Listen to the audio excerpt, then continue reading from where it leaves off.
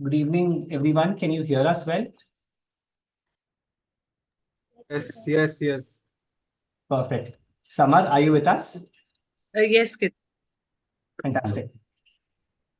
Welcome, everyone. We will start with a quick synopsis of what we read last time, and Samar will take us through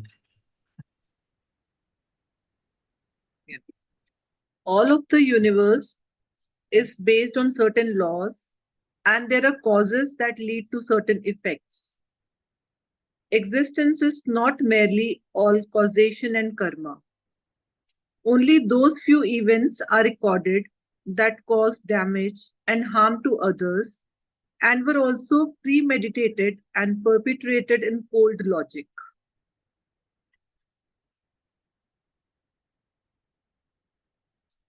The three super micro recording monitors are capable of creating the exact bodies and exact thinking instrument which participated in such events and through which such acts were perpetrated. It must be understood that such events and acts were on the downward arc, where ignorance was increasing and prevention, atonement, and even repenting were denied.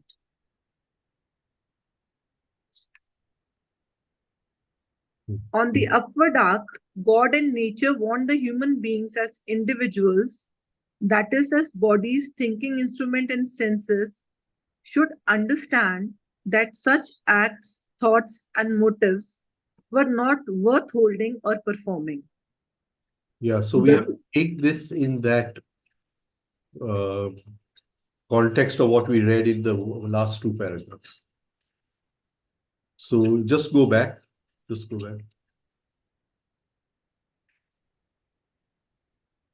No, right at the beginning where we started. Existence is not merely all causation and karma, right? And only those that record which cause damage. Now go back to this sentence which we just read.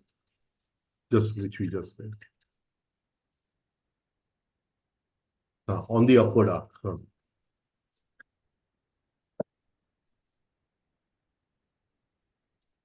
On the upward arc, God and nature want that human beings as individuals, that is, as bodies, thinking instruments, and senses, should understand that such acts, thoughts, and motives were not worth holding or performing. Okay, now we'll have to take this in context of that. Now at the on the downward arc,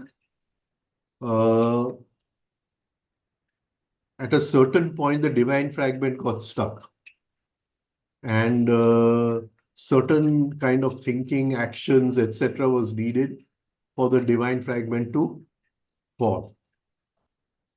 Now, nature has performed redemption from Nadir. That is, those last three stages where man fell through, right?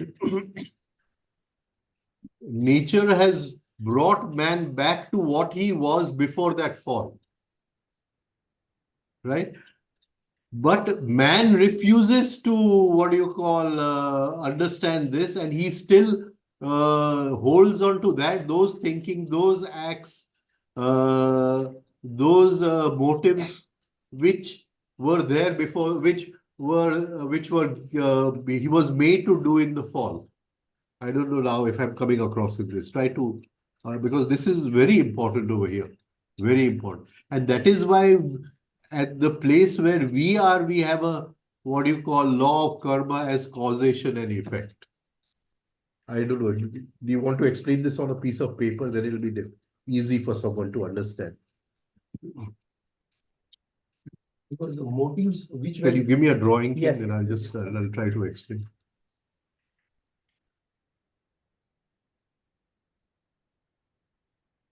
Because the motive which were needed for downward arc is now not needed for upward arc. Motives and thoughts. No. That is true, but that has no relevance here. Yeah. Right. Now, say we are here at 4, falling down. Now to fall 2, 3, 2, one which is Nadir, right? So, how do you? One second. Yeah. ये भूसी के बुलाते हैं। Look it up. Okay. Certain wicked thoughts and actions were needed to degenerate the body so they could fall to Nadir. So man was forced to commit such wicked acts downward 3 to 1. Now at 3 to 1, nature is taking over at Nadir and nature performs her own redemption and brings back man to 3. But the man's body-brain system comes back to 3. But when he fell down from 4, body-brain system comes back to 4, right? But the thinking is the same as Nadir. It has not changed. And nature expects that when she has brought man back to 4, he should have forgotten all these negative thoughts and act in a good way. But man has held on to those thoughts which he accumulated in 3 to 1. And when he comes back to 4, nature has brought him back to 4. He's still performing those acts which should have actually been redeemed because nature has redeemed us over here. And he still holds on to that form of thinking. And that is why there is a law of karma. If there was no, if he had performed good deeds, then there's no need of a law of karma over here. Because of this, there's a law of karma. And because of that, he keeps on getting he keeps on giving a feedback to himself in the same cycle, right? He performs the acts and he lives at Nadir, and he performs the acts and lives at Nadir, even though nature has redeemed him up to 4. Yes. Good. I don't know if everybody has understood or not. Whatever. Natural cycle goes up to 4 by the nature, Hmm. but psychological cycle is still there in the dark. Nadir. Our mind psychology level of being is still in the Nadir.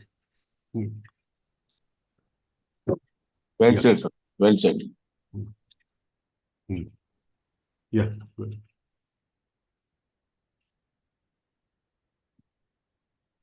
The rule of the game of existence is to redeem. Redeem on all sides and not create fresh degeneration or damage. By regenerating others, restoring happiness to those who have been hurt, we also regenerate ourselves. This is the true way to redeem. Yeah. So if we rise in consciousness, we should help somebody else rise in consciousness. Right?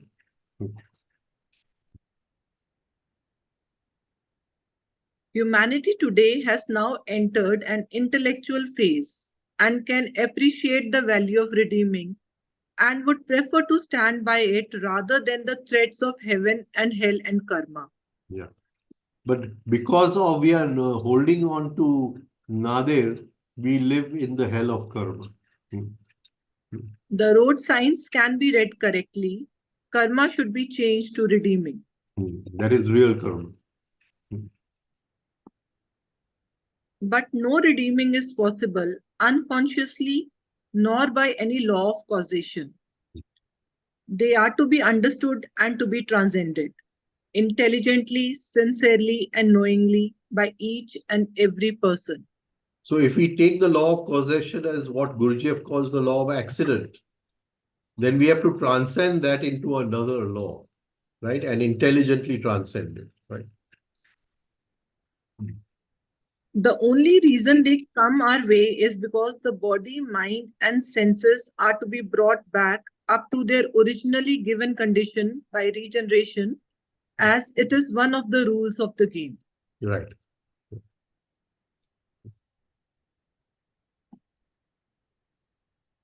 Yeah, that's it for synopsis.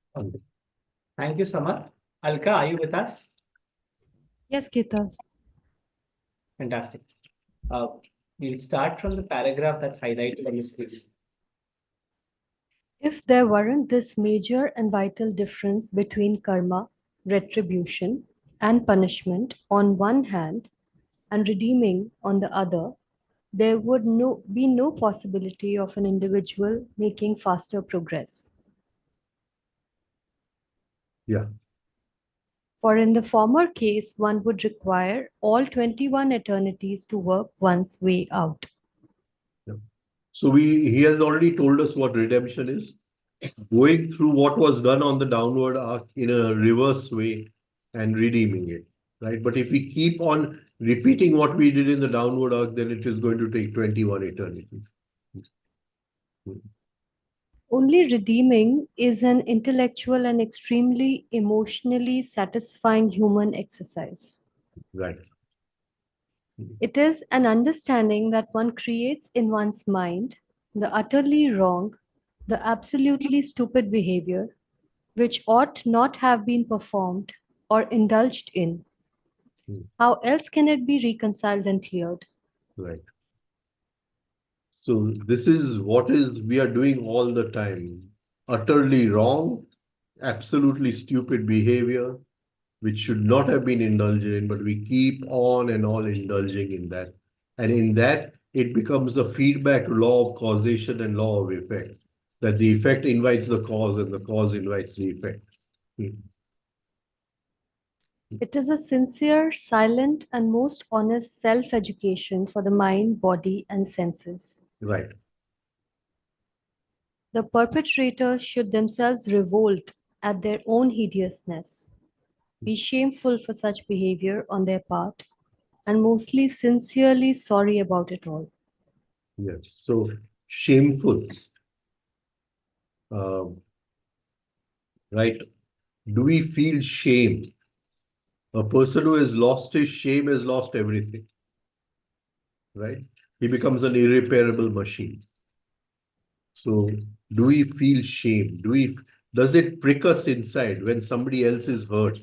When we say something which hurts somebody else, does it prick us inside? Does it prick us inside when we do that behavior which hurts somebody else? Right? And so if it doesn't prick us inside, if we keep on justifying ourselves, if we always feel that we are right and the other person is wrong, right? And we don't even see where we have hurt others, right? Then we have lost the capacity to shame. And when we have lost the capacity to shame, we have lost the capacity to spirituality. Shame, unless we have shame, because under shame there is conscience. And if there's no shame, there is no conscience. The last vestige of real conscience is shame, which we have. But mere make believe will not fool God and nature's subtle laws. Divine wholeness cannot ever be cheated. Right. So if we make believe, I go to a temple and I ring the bell and I do all the pujas, right? And I keep all the vrats and I keep all the fasts and etc. And I make believe that I'm doing something for God, but I'm not willing to, what do you call, transform myself inside, my thoughts, my feelings, then it's not going to fool God and nature. Then we will be caught in the subtle laws of causation.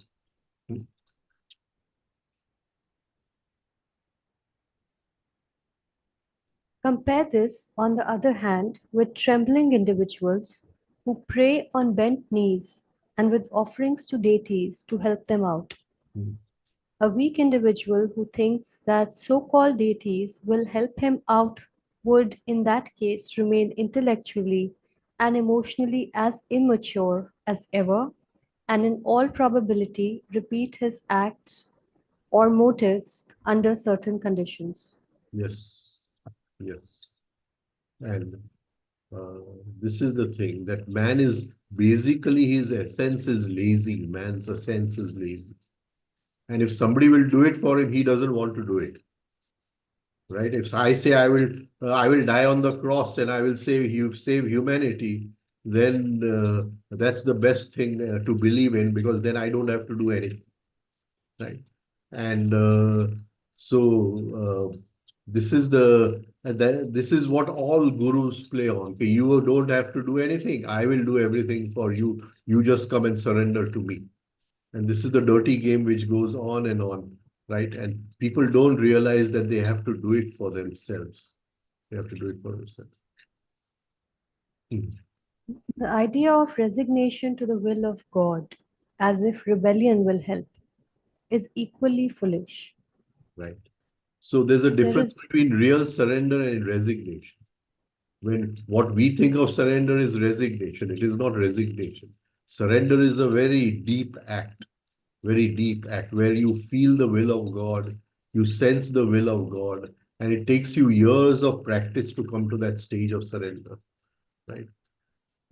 We can't even surrender to the will of our wife or husband, where we are going to surrender to the will of a God. It's not possible. there is no other way but to resign if karma has to be fulfilled. Hmm. Yeah. God's will is not God's pleasure, arbitrary and partial, but only God's laws operative. So whether it is his will or pleasure, nothing is going to work. Only the laws which he has put in operation will work. If the law of the game says that the ace of trumps beats the ace of spades, then for this one game, we can't change the law that the ace of spades will beat the ace of trumps. It is forever. The ace of trumps will beat the ace of spades. If God's laws are to be fulfilled, wherein comes the meek idea of resignation to his divine will? Right. On the contrary, we have to, what do you call, create will within ourselves, which that will then becomes one with divine will. And that is real practice. Do not profess to bear the cross meekly.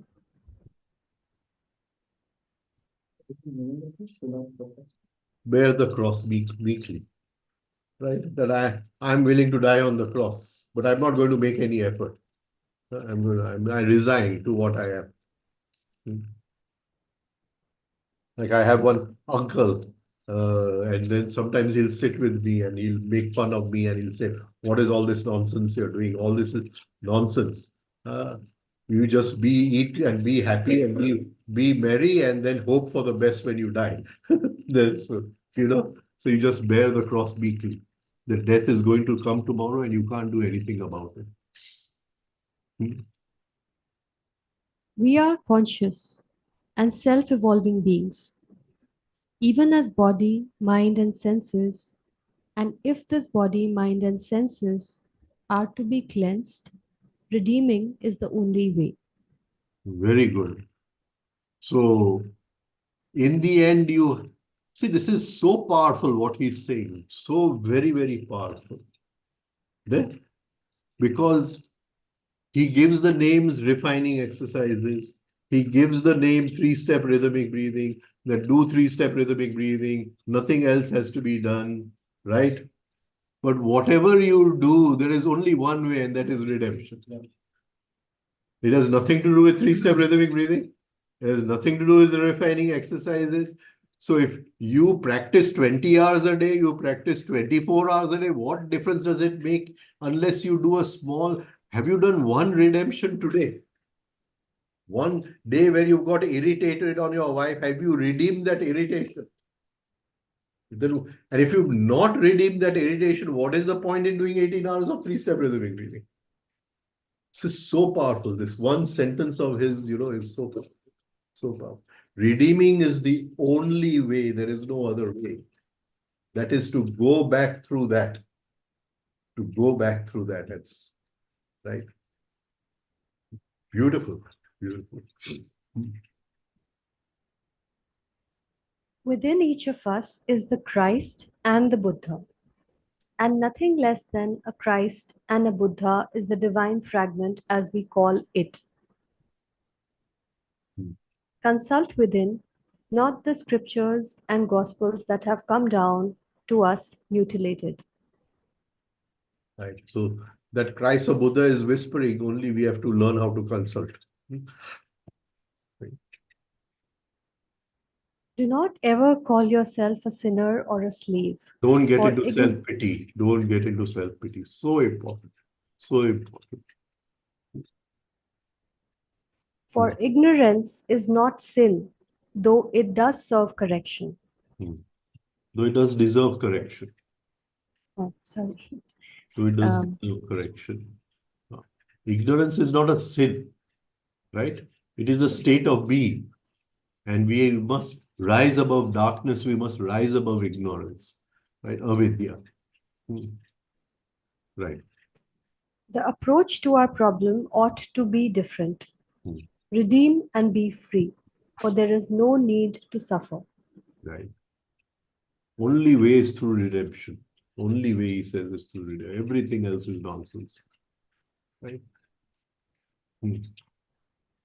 Sage Patanjali advises practice on one principle. For the re-education Ek tattva abhyasa. He's putting it to us that ek tattva abhyas, that one principle is redemption. Redemption. I have not come to that sutra, so I'll have to take this whole what he's saying when now, in that when I come to that sutra, yeah. For the re-education of the mind, the thinking instrument, and through it the body and senses. To go about it, he further states in 133, the mind is made clear by meditation on friendliness towards the unhappy, compassion for the suffering, goodwill towards all, and disinterest in sinful. Maitri Karina Mudita. Yeah. Punya Such re-education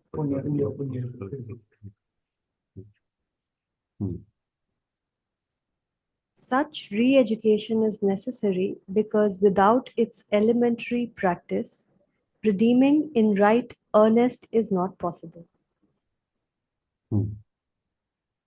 Such an approach is not practical if karma or causation is involved. Right.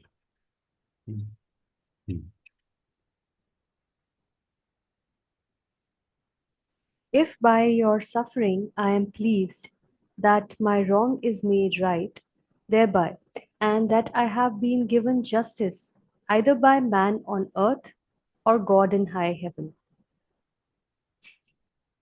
So this If is this is very, very important. That do we get negative pleasure when somebody else is passing through pain or suffering? Do we get negative pleasure when somebody else makes a loss in business? Where do we get negative pleasure when somebody else suffers some obstacles in life? Right? Then we are living in a very, very low level of being. Yeah, go ahead. Yeah. If an eye for an eye be justice, then you and I are living in a brutal world. A world unfit for human beings, not a world created by God and nature, not a world where you and I can hope for peace and progress. If I, even in a small thing, if I want to give it back to him, how can I expect peace and progress in the world? It is not possible.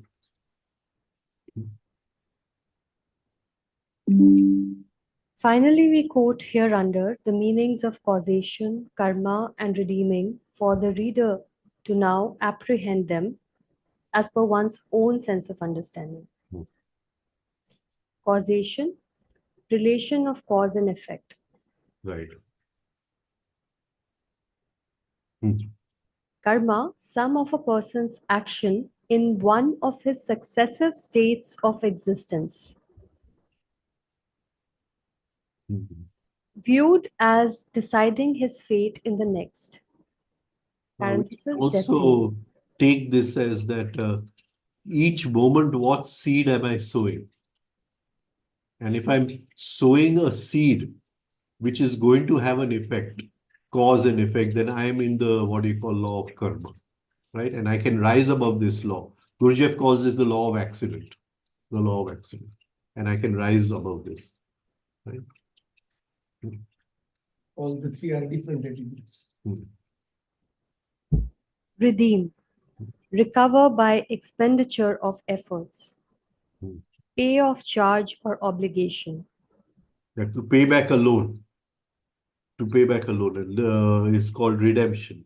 So on the when we were at point number 4 on the downward arc, nature gave us a loan of wicked thoughts, actions, and motives, which allowed the, what do you call, the divine fragment to fall to Nadir.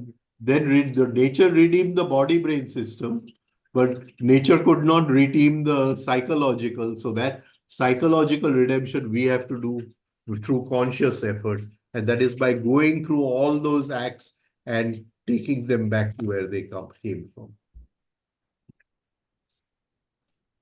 Deliver from wrong done. How do you take this Ka- down? Oh, no, this is Ka- Bhavya is sharing. Huh? What Bhavya is sharing. But he has to take it down. Yeah. Deliver from wrong done. Counterbalance fault or defect. Different.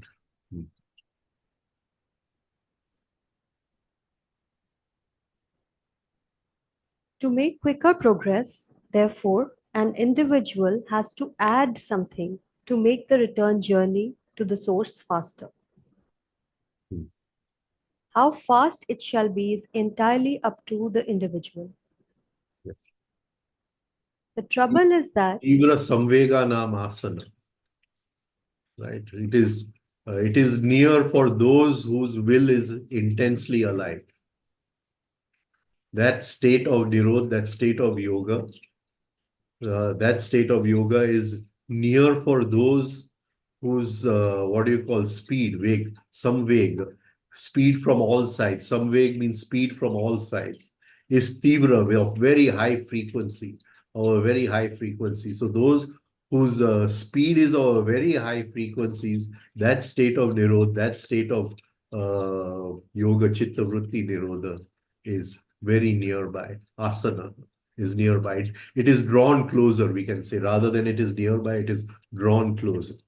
Fiery aspiration. Huh? He's using word Fiery aspiration. Fiery aspiration. Right, he uses those. Right. I think in this sutra, whose will is intensely alive. Who's in this, he uses the word whose will is intensely alive. how fast it shall be is entirely up to the individual. Yeah, I mean, you can relax and do it also. Enjoy the scenery. The trouble is that an individual does not give any thought to the journey back to the source. Right. At most, when age raises some dread about death and dying, one gets busy with some sort of prayers and provision for a will. Right. So, I mean, death is round the corner. Better start praying. Huh? The awareness of return to the source has to be deeply ingrained, and every day one has to make some progress in that direction. Right. So, what have I redeemed today? That is the question we have to ask before we go to bed at night. Have I performed one act of redemption today? And that is so important. That. If there is no compass needle in one's life, one can certainly drift over the vast expanse of Boo universe for eternities.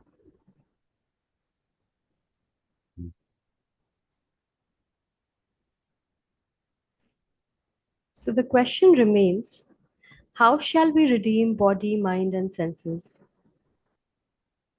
All the patterns of damage and degeneration are recorded. How long would an individual have to wait for the patterns to come in some sequence, following certain laws of cycles? What does he mean here? So let's say all those patterns that have to be redeemed might not come in this lifetime or might not come in 1 year. They might be stretched over, many lifetimes. So you want them all to come in this lifetime, right? So we have to do something to compress time and space, right? So that they all come and we are free of them in one shot. Right? Okay, yeah, go ahead. With certain cycles being long and certain others being short, the patterns of yesterday may repeat, and the patterns of yesteryears may not repeat. Right. Yeah, but again, the patterns of yesteryears, when they get good soil and good water and good air, water and suitable temperature, they'll start repeating. They're lying there. They're irrespective of time. Yeah. They're irrespective of time. Right. But the important point is not what repeats when. Let events come. It is our attitude towards them that will make the difference. Beautiful. We create a right attitude. If our breathing is in rhythm, if we have done our exercises properly, we've understood why we are doing it, then let the events come and we will have a right attitude toward them, and we will reverse those, what do you call it, redeem those, each event one by one, we will redeem them and become free. Will you take these events as karma and retribution, or will you welcome them as opportunities to redeem? Right. Do we use them as stepping stones, or do they become obstacles in our life and lead us to negative states? Right? And if they become obstacles in our life and lead us to negative states, then we are just sowing the seeds of karma over there, and they will come back again to meet us.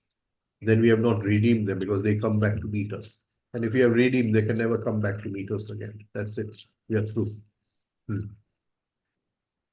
These events that come to us from 5% or a little more of our lives.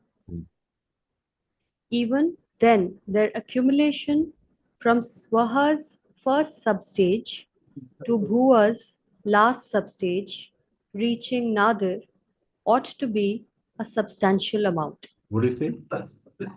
So he says that not all the events that we experience have been recorded. Only 5% that were deliberate damage or cold-hearted intentions, they were recorded.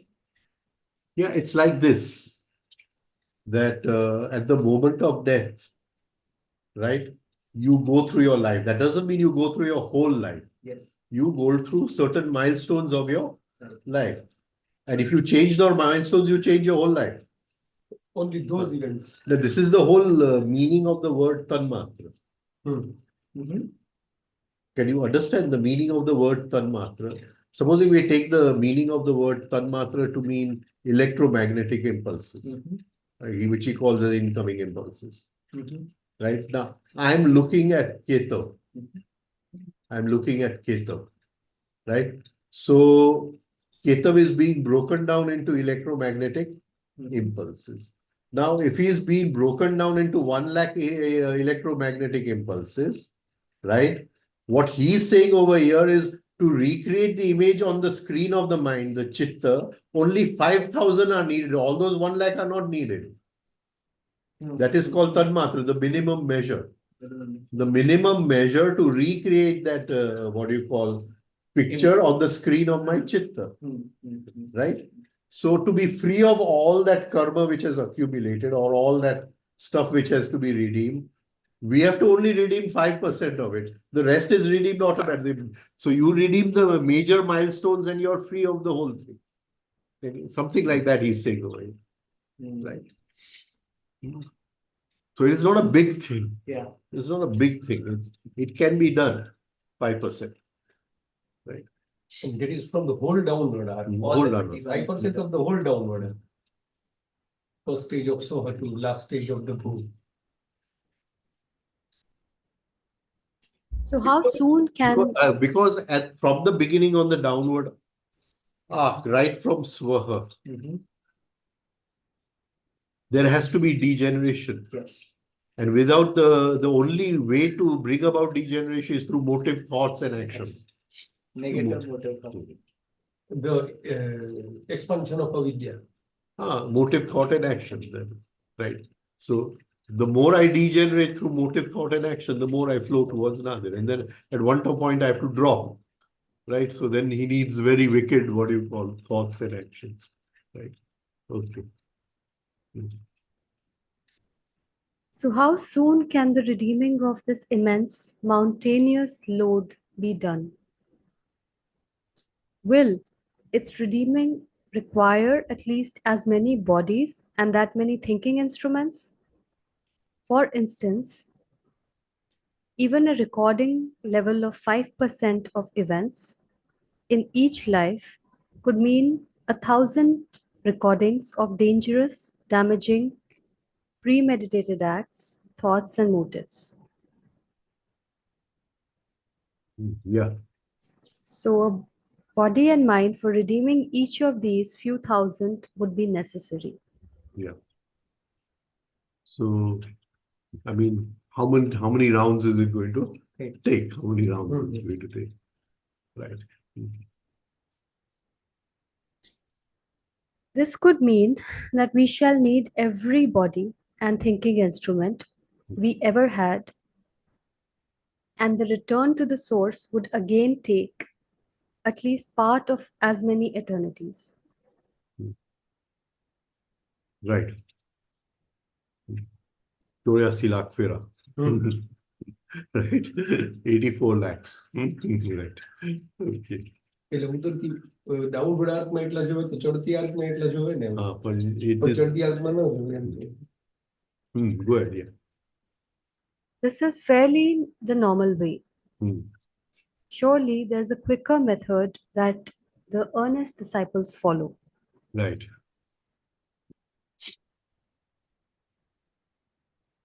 The masses of humanity will take this long road for two reasons.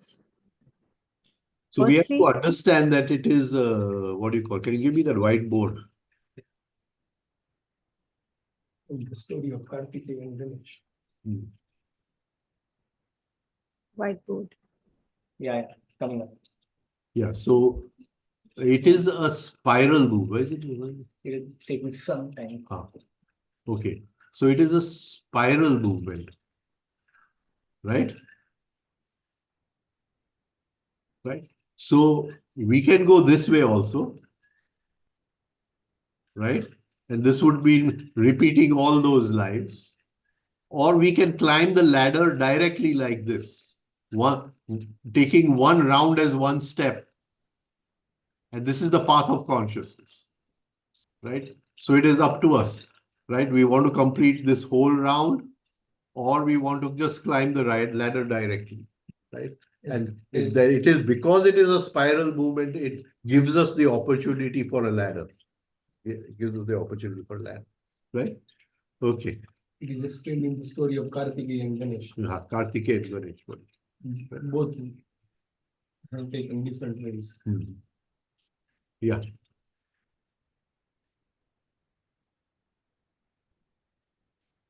The masses of humanity will take this long road for two reasons. Firstly, they have no conception about return to the source and are not prepared to work for it. Secondly, their attitude has to change towards these coming events, which they presently take only as misfortunes and explain away as karma or will of God or whatever else.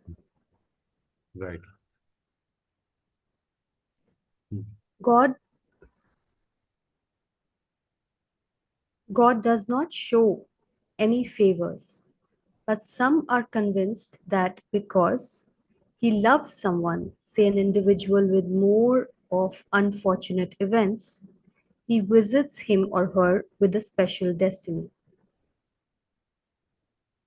Now we have to understand something over here, that in certain states when I'm in a deep depression and thoughts may stop and I may feel an inner peace or something, and at that moment there may be some communication with something divine inside. This does not mean that God loves me or something, right? But God is always whispering, but it is just at that moment something has paused within me and I've heard that whisper.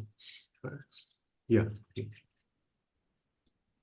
We do not wish to argue with those who are convinced that these old theories are correct. Let them take the unending road. Yeah, they can keep on going round in circles. These are Stone Age ideas of religion, prayers, and God. unless we come out of this dream state, the shorter way is not ever possible or available. Mhm. Shorter way. Yeah. Yes. Yeah. We have to come And up. finally, sorry, Yeah, go ahead. Go ahead. Hmm. and finally, what must we do actually? That will be explained later. Hmm. Thousands of package deals are offered all over the world in the name of religion, theology, this and that science, and Yeah. by Godmen. I'm also thinking of making a package deal. 21 final enlightenment program, right? So you come in at one end and you go out a god at the other end, right? So I'm thinking of making such a package deal. If anybody's interested, let me know. I would be the first one to enroll. I would be the first one to enroll for that program. Only those who are married can attend. No, no, in that you will provide marriage also, no? On the seventh day. And you can call that each day an eternity.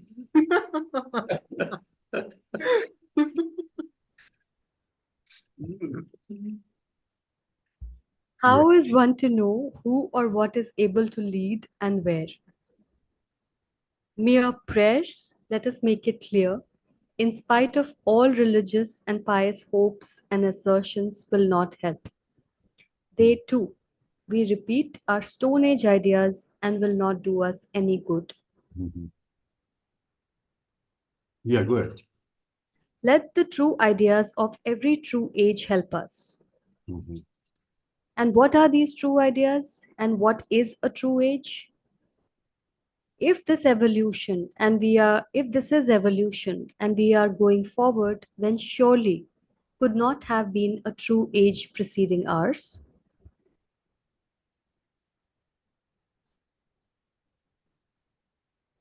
The trouble is that in spite of Galileo and his telescope and his ideas that we are not the center of the universe, but Actually, quite this is a insignificant. very, what do you call, uh, let the true ideas of every true age help us. And what are these true ideas? And if we see, What is if we see, right, this evolution and we are going forward, then wait, surely could not. 1 minute. Where are you? Here. You could not have. Yeah. So what are these true ideas? That is, we have to look at the how civilizations have begun and evolved and all that. Now, say you take Jesus's time. So there was a group of people around now at that time, those ideas were fresh, right? And those ideas had deep meaning and etc. But if you take Christianity now, it's somehow you feel those ideas are lost in the rules of Christianity, right? You can take the first Tirthankar of the Jains. I mean, those ideas must have been so fresh in his time, that small group which gathered around him, and the ideas must have been so fresh and beautiful. But if you take Jainism now, you'll think it is a jail, right? So, this is what do you call that?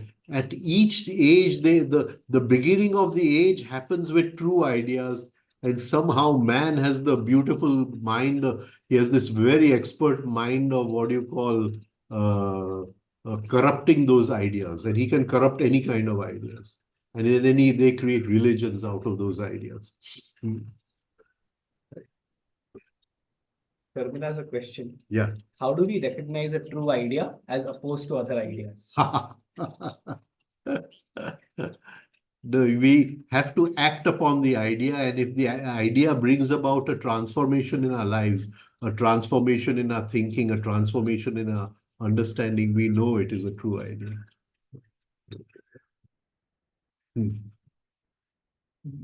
The simple parameters is that whether the idea leads toward the consciousness or toward Yeah, the to a higher state of being, to a higher higher state state of of being. consciousness. The Right. simple way we can Right. say that is this idea leads towards the higher level of being or Yeah. not. Very true. The trouble is that, in spite of Galileo and his telescope and his ideas that we are not the center of the universe, but quite insignificant, for which he had to suffer in the Dark Age for expressing this aspect of truth. Even today, we humans do not wish to leave our stage and center. This is something which requires very deep self-observation, very, very deep self-observation, right? I go into a room of people, some that I within me is asking that they should talk about something which I like, or they should talk about me, or I should be a part of the conversation, right? So this thing that, what do you call? I am the center. I am the center. I tell my son, you should listen to me. I am the center, right? When I feel that I am right, I am the center. So he's saying even physically, we have accepted that this world is not the center of the universe. But psychologically, we have not accepted that.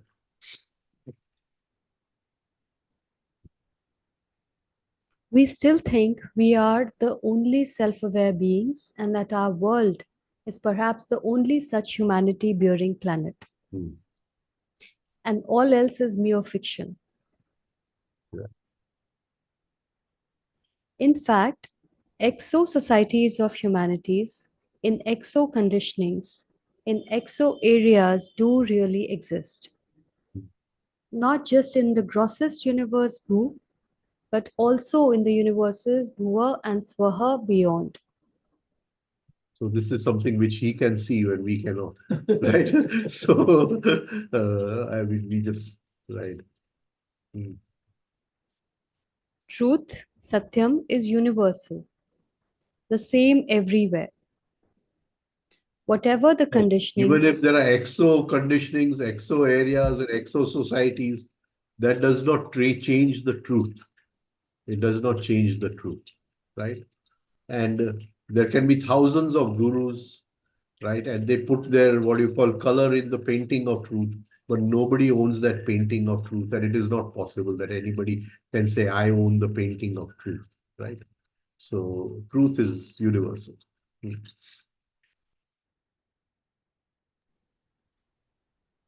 whatever the conditionings, and there are conditionings through which hundreds of thousands of societies of humanities have already passed by now and are eternities ahead of us.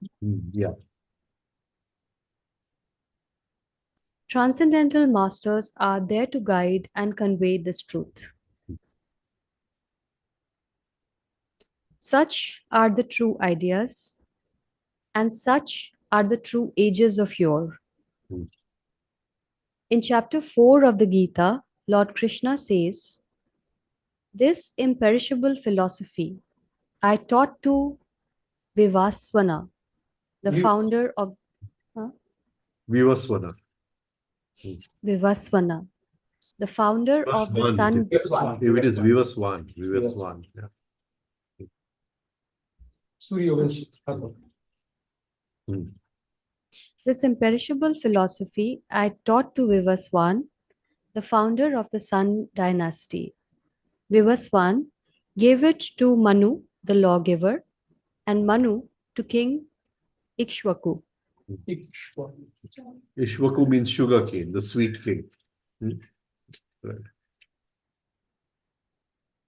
The divine kings knew it. It is the same ancient path that I have now revealed to thee. Right. So Krishna as the transcendental master is revealing that pathway, the pathway of the Sun dynasty, right? Of how to rise in consciousness and become part of the sun, become a part of the sun. Like Gurdjieff says, you can either be food for the moon or food for the sun. So this is what he's talking about. We'll finish with this paragraph. Alka. Okay. The divine kings knew it. It is the same ancient path that I have now revealed to thee. In short, the Lord Krishna wishes to convey that this real truth was given ages ago to earlier humanities, and we are not the only humanity to receive it.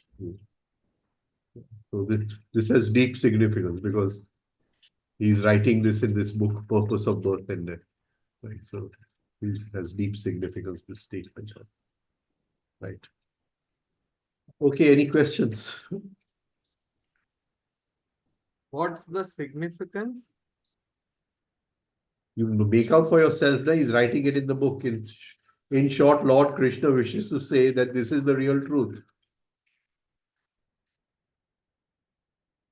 And then same truth was given ages ago. And we are not the only humanity to receive it. So at the beginning, you had said, Rajan, that when we have reached till 3 back from Nadir, the body-mind system is now at the level of 3, but our psychological state is Yeah, still we at can say Nadir. 4. Alka, we can say 4. Four. Yeah, 4. Yeah. So the nature brings it back to that body-brain system of 4. And the why we call it 4, because there's the possibility of recognizing the divine fragment in 4. In 3, the divine fragment is there, but there's no link with the divine fragment in 3, right? So we have to call it 4, not 3. Okay. Go ahead. Sorry. Yeah. No, thank you. So when the body-mind system is restored at 4, the psychological state is still at Nadir. Why is that? And then that can't really be true restoration if the psychological state is still at Nadir. No, because nature has redeemed the body-brain system, because nature only wanted the body-brain system to degenerate. For the body-brain system, she had to introduce what you call wicked thoughts and all that to degenerate, because that was the only way to degenerate the body-brain system. But now, nature at 4, she brings in this possibility of self-consciousness, which was not there at 3, because there was no link to the divine fragment. No astral body was there. And there was no astral body. Because she has given self-consciousness to you, the possibility of link to the divine fragment, that redemption you have to do on yourself, for yourself. She won't do that redemption. She has given you the machine for redemption, the human biological machine, which can be used for redemption as a transformational apparatus, Yes. right? But she's not going to do the transformation for you. So then the psychological state is for us to work at. Yeah, we have to work. The whole journey is a psychological journey. No? All right, thank you. No other question. Nothing on YouTube. Any other questions? Please unmute yourself and ask the questions.